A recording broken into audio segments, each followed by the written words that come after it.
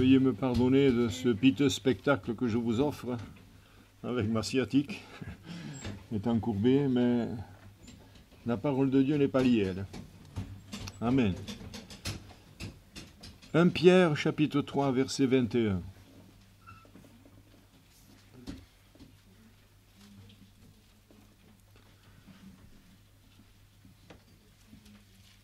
Je pense que ce sera la dernière fois où nous parlerons sur l'engagement.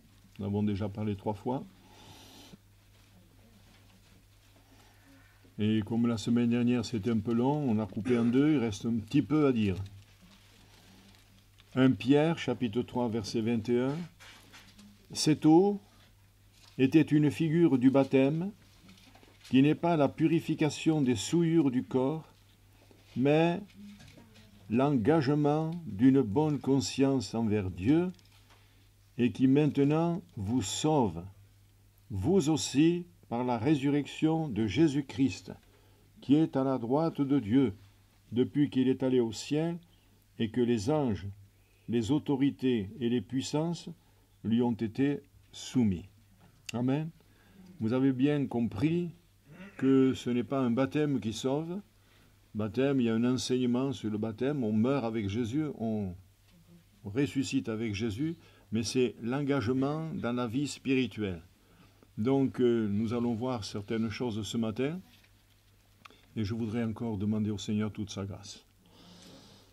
Père Saint, tu as voulu que nous lisions ces prophéties, mais tu veux que maintenant ton serviteur parle sur l'engagement, sur ceux que nous avons déjà parlé, enseigné, conduit par ton Saint-Esprit, parce que celui qui est de Dieu écoute les paroles de Dieu. Aide-nous, Seigneur, à mettre en pratique cette bonne parole, car tu nous l'as dit et répété, je viens bientôt. Et nous ne voulons pas être surpris comme les vierges folles qui se sont endormies, n'ayant pas d'huile dans leur lampe. Donne à ton serviteur les paroles à propos, et à ton nom la gloire et la louange à jamais, au nom de Jésus. Bénis ton peuple, Seigneur. Amen. Gloire à Dieu. Nous avions parlé de l'engagement d'Esther la semaine dernière. Nous avions dit que c'est un piège pour l'homme de prendre un engagement sacré et de ne réfléchir qu'après avoir fait un vœu. Alors, je vous ai d'être un peu plus tranchant pour ceux qui vont être baptisés. En disant, pourquoi voulez-vous être baptisés? Pourquoi? Dire, parce que c'est biblique, oui, c'est vrai, mais la suite, c'est quoi la suite? C'est l'engagement. C'est l'engagement.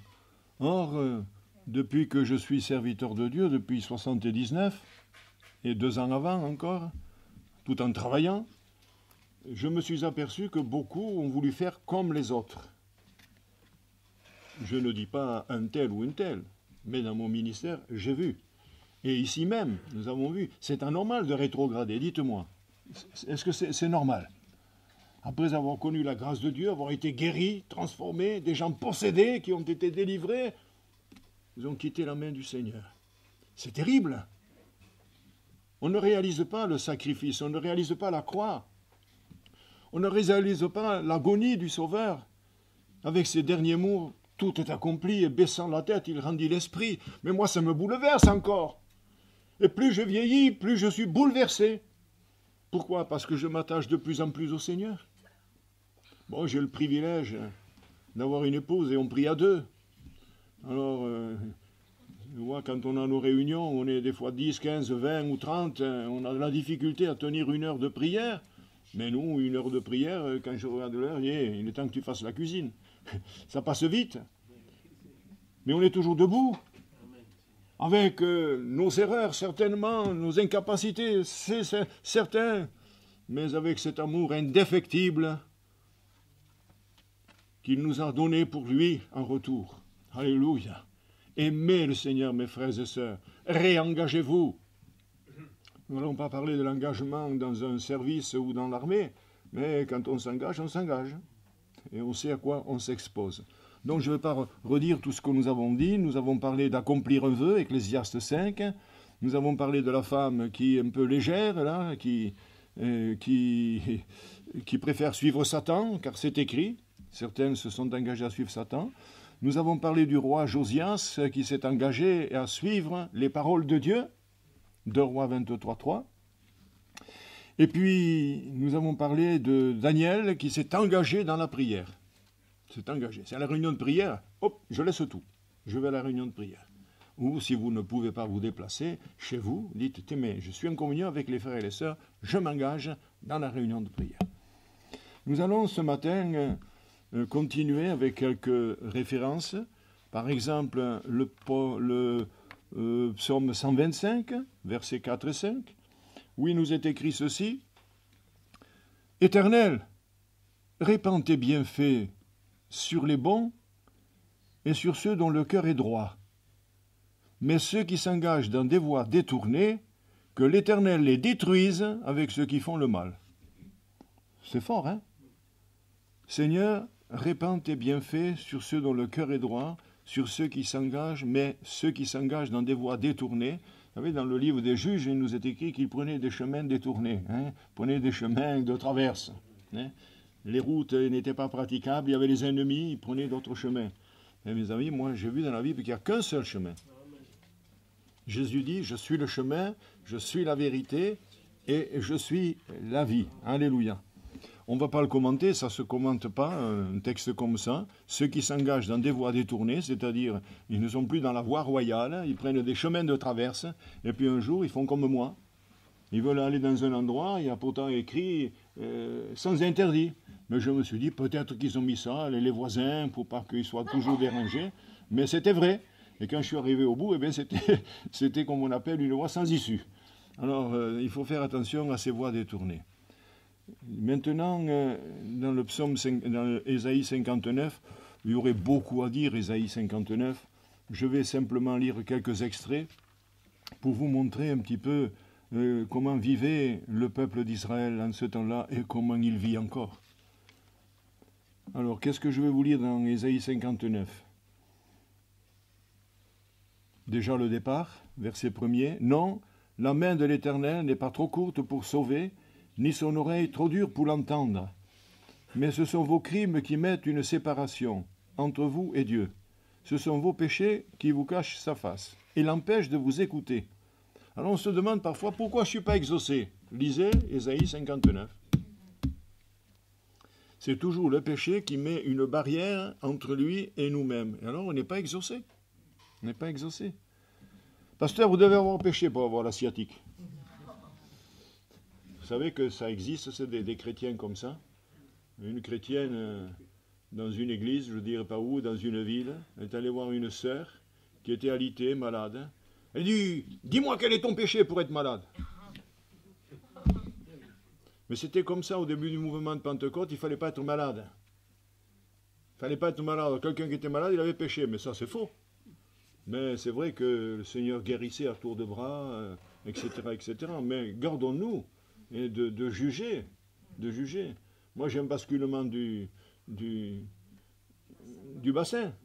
Pourquoi? Parce que depuis 50 ans que j'écris, je suis comme ça. Et la courbure se forme petit à petit. Les Chinoises, eh bien, elles sont au bureau et toutes les heures, elles se lèvent et font de la gymnastique. Et si je l'avais fait, je ne serais pas comme ça. Alors, de temps en temps, il y a une sciatique. Je remarquais, c'est la première que j'ai comme ça, de toute ma vie. J'ai jamais poussé un hurlement. Hier, ma femme, elle était là. C'était Léo du hurlement. Alors non, la main de l'Éternel n'est pas trop courte pour sauver. Mais il y a un empêchement. Il nous est écrit que c'est les péchés qui cachent sa face et l'empêchent de vous écouter, car vos mains sont souillées de sang et vos doigts de crime, etc., etc., etc. Bien. Et à un moment donné, au verset 9e, je crois, au verset 8, il dit « Ils ne connaissent pas le chemin de la paix ». C'est formidable. Ils marchent à côté, dans des voies détournées. Ils ne connaissent pas le chemin de la paix.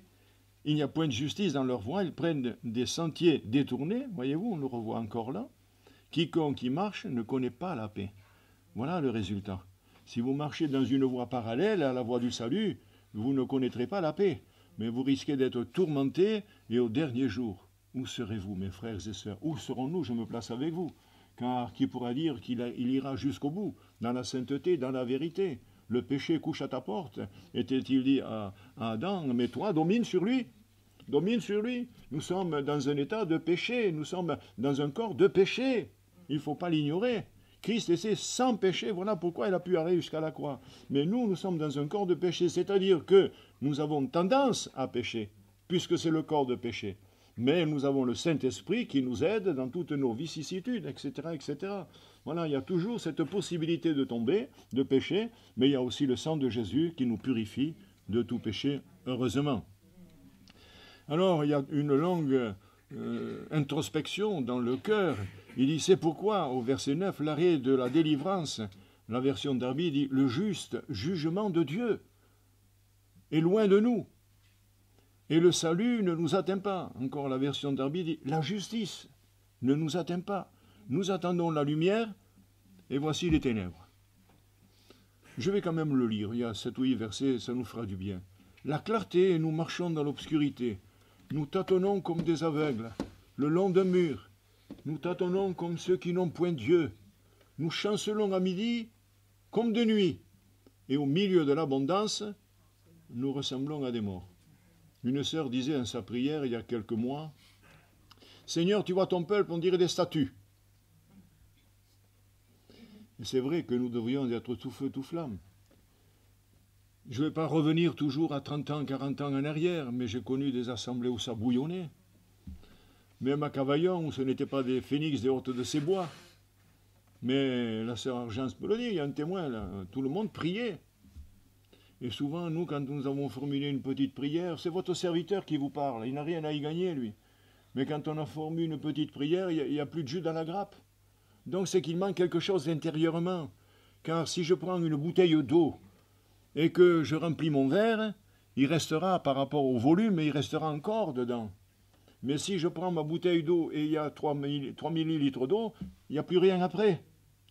Peut-être l'image est incertaine et n'est pas très correcte, mais vous avez compris. Il nous faut des réserves. Ces réserves, on les prend ce matin. On prend des forces avec le Saint-Esprit, avec la Sainte Seine, avec la parole de Dieu, avec ce qui nous a été dit précédemment. Alors, si nous ressemblons à des morts, nous grondons tous comme des ours. Nous gémissons comme des colombes. Le chrétien colombe. On pourrait faire un truc comme ça. Le chrétien ours, le chrétien colombe, et puis d'autres animaux comme ça. Quand vous regardez, par exemple, dans la parole de Dieu, dans Jérémie, vous avez 15 sortes d'animaux. Et ça, c'est le Seigneur qui les a créés. Chacun a une qualité, chacun a un défaut. Il faut le méditer. Alors, fouillez la parole de Dieu, vous le trouverez. Peut-être qu'un jour, je ferai l'étude sur les animaux. Le salut est loin de nous. Nous attendons la délivrance et elle n'est pas là. Le juste jugement de Dieu, il est loin de nous. Car nos transgressions sont nombreuses devant toi et nos péchés témoignent contre nous. Nos transgressions sont avec nous et nous connaissons nos crimes. C'est déjà bien. C'est mal, le crime, mais c'est bien, il le reconnaît. Nous connaissons nos crimes et nous avons été coupables et infidèles envers l'Éternel. Nous avons abandonné notre Dieu. Nous avons proféré la violence et la révolte, conçu et médité dans le cœur des paroles de mensonge. Et la délivrance s'est retirée. Et le salut se tient éloigné, car la vérité trébuche sur la place publique et la droiture ne peut approcher. La vérité a disparu, la Bible nous dit la vérité à son prochain. Ça va peut-être le blesser, mais il y a l'art et la manière, mais dis-lui la vérité. Si tu l'aimes, tu lui dis, mon frère, c'est pas ça qu'il faut faire, ma soeur, c'est pas ça qu'il faut faire. Alors je vais prier pour toi si tu le veux. Et si tu ne le veux pas, je prierai quand même. Celui qui s'éloigne du mal est dépouillé, et l'Éternel voit d'un regard indigné qu'il n'y a plus de droiture. Il voit qu'il n'y a pas un homme, et il s'étonne de ce que personne n'intercède. Mais ça doit nous interpeller, cela. Ça doit nous interpeller. Alors que nous vivons des temps de gabégie, des temps difficiles de la fin qui nous sont prévenus, il y aura des tremblements de terre, ça la Bible nous le dit, et ça nous est rappelé. Et lisez un petit peu tout ce qui va arriver. Déjà, par ces prophéties, eh bien, le Seigneur nous a avertis qu'il y aurait des grands bouleversements. Il rendra chacun selon ses œuvres, etc., etc. Oui, j'avais juste vouloir dire le verset 8. Ils ne connaissent pas le chemin de la paix, mais voyez-vous, je vous ai arrosé avec beaucoup de versets. Mais nous allons voir, hein, on n'est pas tout à fait à la fin, mais les conséquences dans la vie d'un chrétien rétrograde. Ça vous intéresse? Alors vous allez voir les conséquences. Dans l'apôtre Pierre, sa deuxième épître, au chapitre 2, au verset 19. Les ennemis de Dieu nous promettent la liberté, mais ils sont eux-mêmes esclaves de la corruption, virgule, car chacun est esclave de ce qui a triomphé de lui. Et maintenant, voilà, ça nous concerne. Verset 20 de la deuxième épître de Pierre, chapitre 2, donc à partir du verset 19, j'ai lu maintenant au verset 20. En effet, si, après s'être retirés des souillures du monde, par la connaissance du Seigneur et Sauveur Jésus-Christ, ils s'y engagent de nouveau et sont vaincus, la dernière condition est pire que la première. Vous savez, j'en ai vu des rétrogrades. C'est pas joli à voir, un rétrograde. Hein. C'est pas joli. Premièrement, le regard est fuyant. Et quand vous voulez, hop, il essaye de prendre un chemin détourné. C'est pas joli, joli. Hein, j'en ai vu. Mais comment devient-on rétrograde? Il faudra que je vous enseigne, tiens. Ça vous intéresse? Mais non, vous regardez à vous-même et vous dites, ça y est, j'ai la leçon. Pour ceux qui le sont. Vous êtes fort, vous, quand même. Là vous êtes fort, pasteur. Hein. Mais c'est vrai. Vous savez pas, vous savez quand même si vous marchez ou vous ne marchez pas. Vous le savez. On le sait. Si je bois 3 verres de vin avant de venir prêcher, je vais danser le twist sur l'estrade. Je sais que ça va me faire du mal. Alors, je fais ce qu'il faut. Une petite dose. On sait. On sait que si on mange trop, eh bien on va devenir bedonnant. Et on risque d'avoir des problèmes cardiaques, des problèmes de prostate, pas de prostate, mais de pancréas, de foie, etc., etc. On le sait. Le corps ne nous appartient plus, c'est le temple du Saint-Esprit. Alors, si après s'être retirés des souillures du monde par la connaissance du Seigneur et Sauveur Jésus-Christ, ils s'y engagent de nouveau et sont vaincus, leur dernière condition est pire que la première. C'était un inconverti, maintenant c'est 2 inconvertis qui sont en lui. Car mieux valait pour eux n'avoir pas connu la voie de la justice que de se détourner après l'avoir connu du saint commandement qui leur avait été donné. Il leur est arrivé ce que dit un proverbe vrai, le chien est retourné à ceux qui l'avaient vomi, et la truie lavée s'est vautrée dans le bourbier. C'est terrible ça. Hein. Alors je dis à ceux qui vont s'engager, nous avons bientôt 2 baptêmes, dis pourquoi voulez-vous vous faire baptiser? Certains diront comme les autres. D'autres parce que c'est vrai. Et c'est exact. Mais pourquoi? Est-ce que c'est pour t'engager dans les voies de Dieu? C'est pour marcher dans les voies de Dieu? C'est pour avoir une vie de prière intense? C'est pour venir aux réunions avec les frères, avec les sœurs? Pourquoi veux-tu être baptisé? Ne doutez pas que je vais le dire. Et enseigner à ceux qui vont s'engager. Mais on pourrait dire parole, parole, parole. C'est vrai. Parce que le jour du baptême, je peux faire dire à celui que je vais baptiser n'importe quoi. Tu seras fidèle? Oui. Tu viendras à toutes les réunions? Oui. C'est toujours oui, oui, oui, oui, oui, et c'est un béni, oui, oui. Alors je ne fais plus remplir les feuilles que j'avais avant, hein. On s'engage aux réunions de prière, etc. Je ne le fais plus, parce que ça n'a pas marché. Tout est dans le cœur. Il n'est pas bon de parler de soi. C'est Jésus qui le dit. Et l'apôtre Paul dit la même chose. Mais le jour où nous avons compris que Jésus était mort pour nous, ça a été le déclic. Ça a été le déclic. Ils sont partis en Afrique, 2 ans, sans pasteur, sans église. Qui aurait tenu, dites-moi? Qui aurait tenu? Mais je savais que c'était la vérité et qu'il fallait aimer le Seigneur. Alors voilà, je lisais ma Bible de temps en temps, pas toujours, mais je la lisais. Et le Seigneur m'a gardé. Et quand nous sommes arrivés à Belfort, on avait quand même 61 km pour aller à la Réunion. Aller, 61 retour. Et quand il y avait des missions, faites le calcul, ça faisait quand même 480 km dans la semaine. J'ai jamais regardé au prix que cela m'aurait coûté. Jamais! Et le Seigneur a toujours pourvu. Je ne sais pas s'il faisait le plein, le Seigneur. Et quand je réalise, avec la petite paye que j'avais de sergent, on est arrivé, on descendait dans le midi, on remontait, là 504 pigeons, ils connaissaient la route. Hein. D'ailleurs, des fois, je dormais. J'étais comme M. Bertrand. M. Bertrand dormait avec son camion, hein, et souvent, Dieu l'a arrêté. Dieu l'a protégé. Et même, parfois même toujours, il y a un mouchard sur les camions. Hein. On ne doit pas faire tant d'horaires et tout. Jamais il n'a été arrêté par les policiers. Et moi, je me suis trouvé, tiens, tu es dans ce village, qui est-ce qui conduisait la voiture? Non, mais on a fait des expériences, vous comprenez qu'on est obligé d'aimer, obligé. Tu ne veux pas m'aimer, mais à cause de ça, tu vas m'aimer. Je ne vais pas vous raconter toute ma vie, c'est un livre, un livre. Mais aujourd'hui, eh bien, malgré la sciatique, je suis là. Et la gorge, elle va bien.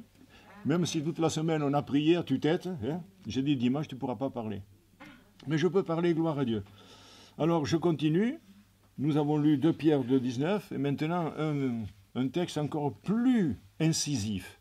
Vous allez voir. 1 Pierre, chapitre 4, verset 17. 1 Pierre, chapitre 4. Car c'est le moment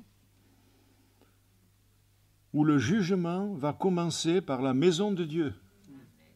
Les païens, le Seigneur n'en a rien à faire, ils sont perdus. Mais le peuple de Dieu va être jugé. Parce qu'eux, ils ont connu. Et c'est ça le drame. Nous avons connu. Alors quand je vois certains rétrogrades dans la ville ou ailleurs, je me dis, mais comment est-ce possible d'abandonner l'agneau de Dieu qui ôte le péché du monde? Comment est-ce possible de nous détourner de lui? J'ai des trémolos dans la gorge, pardonnez-moi, mais c'est pas possible. Il nous a aimés. Alors que nous étions sans force, Christ est mort pour nos péchés. Or, si c'est par nous qu'il commence, quelle sera la fin de ceux qui n'obéissent pas à l'évangile de Dieu? Et si le juste se sauve avec peine, que deviendront l'impie et le pécheur? Ainsi que ceux qui souffrent selon la volonté de Dieu remettent leur âme au fidèle Créateur en faisant ce qui est bien. Alors si vous rencontrez des rétrogrades dans la ville, parlez-leur avec amour. Dites, mais pourquoi tu as abandonné le Seigneur qui t'a aimé? Pourquoi l'as-tu abandonné? Mais reviens, et avec douceur, parce qu'il y a des textes, celui qui ramènera un pécheur, eh bien ce sont des charbons ardents qui sont sur sa tête. C'est pas la malédiction, au contraire, c'est la bénédiction. Il nous faut aimer. Maintenant, ceux qui veulent se laisser gagner, ils se laisseront gagner. Ceux qui ne veulent pas, tant pis. Mais nous, si nous vous envoyons un, parlons-leur. Et disons-leur, eh bien, qu'il faut qu'ils servent le Seigneur. Ce n'est pas le fait de venir à l'église, hein. Oh non, non. Je vais à l'église, je vais prendre le culte. Voilà. Les gens, ils disent comme ça, je vais prendre le culte. À Carcassonne, j'avais rencontré une paire de gitans. Qu'est-ce que tu fais dimanche? Je vais prendre le culte. Je ne prends pas le culte du tout, je vais assister au culte. Alors d'autres disent, bien, je vais prendre la scène, mais il était en train de fumer. Et à l'époque, c'était la coupe. Alors vous buvez et vous sentez le tabac. C'est terrible ça. Hein. Pardonnez-moi ma sœur, hein, d'avoir pris l'exemple de gitan. Ici, on ne vise pas ni quoi que ce soit. Vous me connaissez un petit peu. Alors, la conclusion. Bon, avant la conclusion, puisque j'ai rajouté autre chose, je vais vous le dire. Nous avions vu la semaine dernière que c'était un piège de prendre un engagement sacré. Dites-moi, le baptême, c'est un engagement sacré. C'est l'engagement d'une bonne conscience devant Dieu qui nous sauve. Nous l'avons lu dans Pierre. Donc, c'est un piège que de prendre un engagement sacré et de se détourner. Réfléchissez, les futurs baptisés. Il n'y en a pas beaucoup là, mais réfléchissez. Et puis, Proverbe 17, 18, l'homme dépourvu de sens prend des engagements à la légère. Parce qu'il est dépourvu de sens. Ouais, mais ça, je m'engage, ouais. Et après, il faut payer. Ici, il y a un couple qui est venu me voir un jour. Le mari avait dit à la femme, on va voir le Fair Birthday, tu verras qu'il se portera caution pour acheter. Attention, c'était des millions, hein. Il se portera caution. Alors moi, j'ai vu ce couple et je leur ai lu la parole de Dieu. Si tu as cautionné pour ton prochain, dégage-toi. Alors, avant de me dégager, je n'ai pas cautionné. Et l'épouse, qui était un peu plus intelligente, a dit à son mari, tu vois, je te l'avais dit qu'il ne marcherait pas dans le coup. Oui, mais pas de caution. Et ma femme, ensuite, elle va faire la mendicité. Tu te portes caution, il faut payer. Et oui, alors la Bible dit, c'est un homme dépourvu de sens qui prend un engagement à la légère. Il faut faire très, très attention. Alors, en conclusion, mes frères et sœurs, de ces prédications sur l'engagement, eh bien, je crois qu'un examen de conscience est nécessaire et urgent. il faut savoir où nous en sommes avec le Maître, où nous en sommes avec notre prochain. J'ai vu des choses abominables dans les églises, des gens qui passaient à côté d'un frère, ils ne le regardaient pas. C'est terrible ça, il va prendre la scène. Ne regardez pas, il était fâché. Comme je l'ai dit, dans une église, deux frères ou deux sœurs étaient ensemble, côte à côte, puis un jour on en voit une au fond à droite et l'autre devant à gauche, en diagonale. Vous savez que dans un carré ou un rectangle, c'est la ligne la plus longue, la diagonale. Mais au fond, comment est-ce possible que je me sépare de mon frère, de ma sœur? Est-ce possible que je prenne la scène en même temps? Vous voyez l'engagement, où ça va? Ce qui régit l'engagement, c'est l'amour. Parce que l'amour, c'est la plus grande de toutes les choses. Amen. Je vais terminer. On a beaucoup dit quand même ce matin. Hein?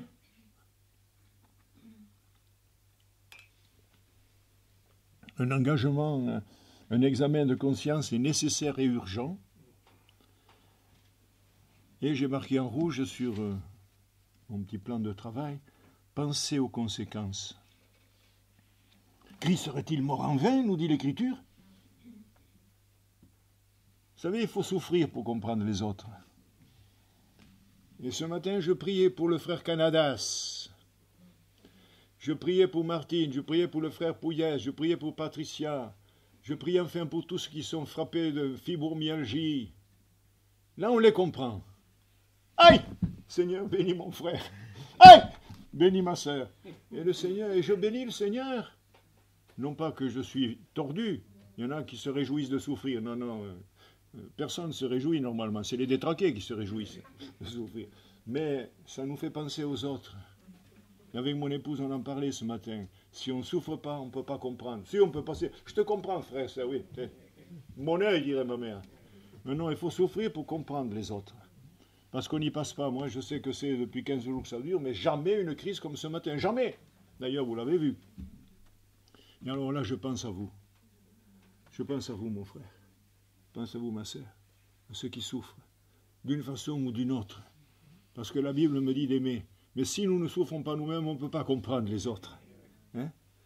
Alors, soyez assurés de mes prières et de ma compassion pour vous. Parce que je sais qu'en retour, vous l'aurez pour moi. Amen. Gloire à Dieu. Alors, la conclusion de tout cela, quand on rétrograde, parce que j'ai dit que c'est pas beau de voir un rétrograde, hein, mais la conclusion, je la trouve dans l'Apocalypse, au chapitre 3 et verset 16, « Je te vomirai de ma bouche ». Vous savez ce que c'est vomir? Ça vous est jamais arrivé de vomir? Hein, mon vieux? Quand vous avez mangé 2 lapins, 3 poulets, 4 canards. Mais comment je vais digérer tout cela? Ma mère, qui était un pince sans rire, un jour on était au marché à Narbonne, elle voit un gars qui avait un ventre, on appelle ça une cabine avancée, vous savez, comme les berliers. Il dit, mais qu'est-ce qu'il doit y avoir dans ce ventre? Qu'est-ce qu'il doit y avoir, hein? Et oui, et quand on mange trop, c'est ce qui arrive. Il y avait un gars, par hasard, je vous l'ai déjà dit cela, mais comme je radote. Hein. Mais encore un peu de mémoire, merci Seigneur. Et ce gars-là, il s'inscrivait à tous les banquets. Parce qu'il aimait manger. Et alors il mangeait vite, vite, vite, vite, il allait vomir pour revenir manger. Eh bien voilà le Seigneur ce qu'il a fait, nous vomira de sa bouche. Seigneur, pardonne-nous. Pardonne notre faiblesse. Pardonne nos manquements. Pardonne nos iniquités. Oui, veuille nous pardonner, Seigneur. Nous sommes ton peuple. Et nous avons vraiment besoin de toi dans ces derniers jours. Nous lisons ta parole, nous connaissons ta parole. Alors, Seigneur, garde-nous dans ta parole, afin qu'au dernier jour, tu nous dises, viens, bon et tendre serviteur, viens, bonne et tendre servante. Tu as été fidèle en peu de choses, mais je te confierai beaucoup. Entre dans la joie de ton maître. Et je prie pour vous pour cela. Amen. Merci, Seigneur, pour ta bonté, pour ta fidélité, pour les engagements que toi, tu as pris avant nous. Et quel était ton engagement? C'est celui que nous trouvons dans ta parole. Je viens, ô Dieu, pour faire ta volonté. Et ta volonté, nous le savons, est bonne, agréable et parfaite. Et tu es allé jusqu'à la croix pour moi, pour nous, Seigneur, pour tous les tordus du monde entier, pour les bien-pensants, les riches comme les pauvres, les tordus, ceux qui manipulent. Nous sommes gouvernés par des manipulateurs dans le monde. Et nous cherchons ta face, Seigneur. nous qui sommes tes enfants, nous qui avons droit, qui ont cette possibilité ce matin d'écouter tes messages, les prophéties qui vont s'accomplir, la Sainte Seine, Seigneur, quel privilège, mon Dieu, mets ta main sur nous, guéris-nous de toutes nos afflictions, guéris mes frères et sœurs que je viens de citer tout à l'heure, et si j'en oublie un seul, il est quand même dans la liste, dans ma tête. Merci, Seigneur, que ta grâce repose sur cette assemblée que tu vas multiplier. Au nom de Jésus, Amen. Je le suis, je l'écoute et je l'aime, mais comment lui prouver mon amour?